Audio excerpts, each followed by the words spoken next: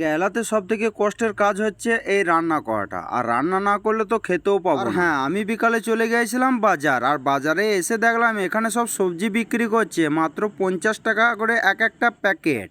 আর কেরালাতে এটাকে বলা হয় সাম্বারা তরকারি। এখন আমি যাব চা খেতে, তাই রাস্তা পার হওয়ার জন্য দাঁড়িয়ে গেছি। এই জায়গাটা প্রচন্ড রিস্ক, এখানে গাড়ি ঘোড়া প্লেনের মতো ছোটে, তাই আমি আস্তে আস্তে চলে এলাম চায়ের দোকানে। আর এসে আমি একটা রোল অর্ডার করলাম, আর রোলটাকে নিয়ে চলে এলাম আমি ভেতরে। এসে দেখছি এদের সব চা খাওয়া হয়ে গেছে, তো আমি কিসের আর দেরি করব। তাই আমি ফ্রি পয়সার সস ঢালতে শুরু করলাম, কারণ আমি ফ্রি পয়সার জিনিস একটু বেশি খাই। সামনে খাবার রেখে আর বেশি দেরি করা যাবে না, তাই আমি খেতে শুরু করলাম। আর এইদিকে খাচ্ছে, মনে হচ্ছে যেন একটা হাতি ঢুকে পড়বে মুখের মধ্যে। আর হ্যাঁ, আমি অর্ডার করেছিলাম লাল চা, আর আমাকে দিয়ে গেছে দুধ চা। কি আর করা যাবে, খেয়েইলে চা তো বটে। আর চা খেয়ে এসে একটা দোকানে দেখলাম গাদা তরমুজ পড়ে আছে, তাই আমি ওখানে খানিকক্ষণ দাঁড়ালাম। ভাবলাম একটা বগলে করে ভরে নিয়ে পালিয়ে যাব, কিন্তু হলো না, ওখানে দোকানওয়ালা ছিল। আর এখন করছি আমি রান্না। এইটাই হচ্ছে আমার কাছে সব থেকে কষ্টের কাজ, কারণ সবাই খাবে আর আমাকে একা রান্না করতে হচ্ছে। আর হ্যাঁ, আজকের রেসিপি চিকেন আর কিছু সবজি আছে, আর ধনের পাতাটা এখনো পর্যন্ত আমি দিই। বাকি লোক কেউ গার্লফ্রেন্ডকে ফোন করছে, কেউ বউকে ফোন করছে,